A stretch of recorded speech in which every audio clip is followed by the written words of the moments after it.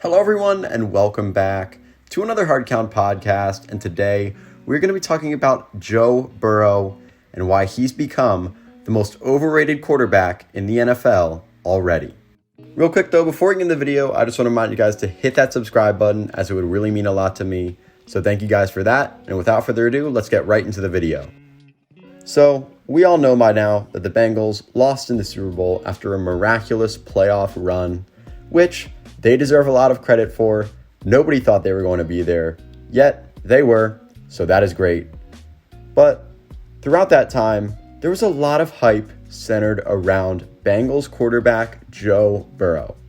And, well, let's just say, I think it's gotten a bit out of hand. So what are people saying about Joe Burrow? Well, a lot of things, but here's a few. He's a top 5, even top 3 quarterback already. If the NFL did a redraft, he would be the number 1 pick. He's going to be the next all-time great NFL quarterback. And whoa. Let me pump the brakes on this. Yes, Joe Burrow had a great season. And yes, Joe Burrow is a good quarterback. But he's not a great one. Now, for me to be able to pump the brakes on Joe Burrow, I think we need to know why people are saying these things in the first place. And the first reason is obviously his game.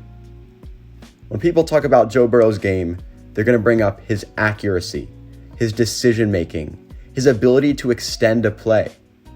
And I would agree with all of those things.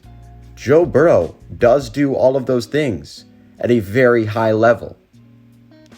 But to me, that's what makes Joe Burrow a good quarterback in the NFL.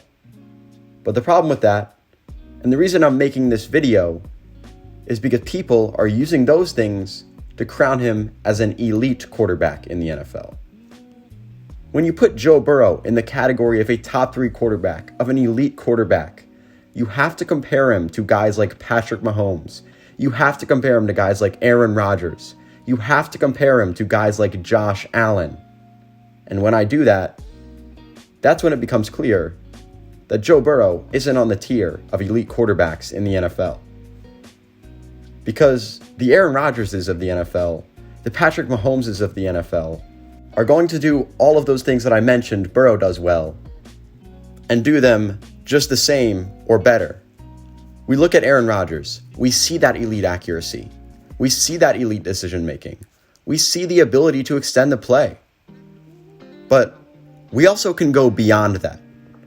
We see one of the most explosive arms in the NFL.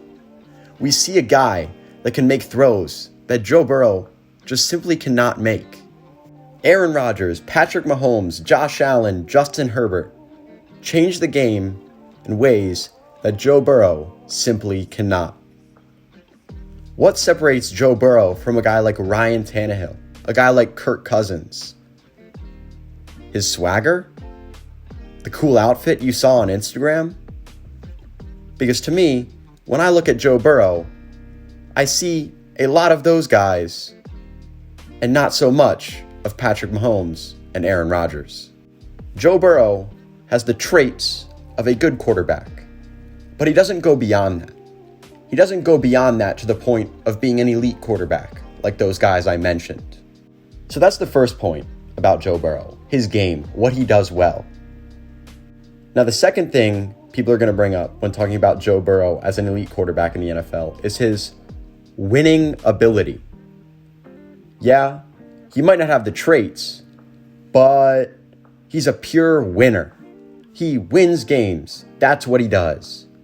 And those other guys just simply are not that.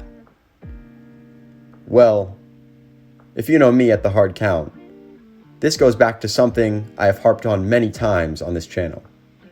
And that is that winning goes far beyond the quarterback. Game in, game out, it's about the little things. Can your wide receiver get open deep?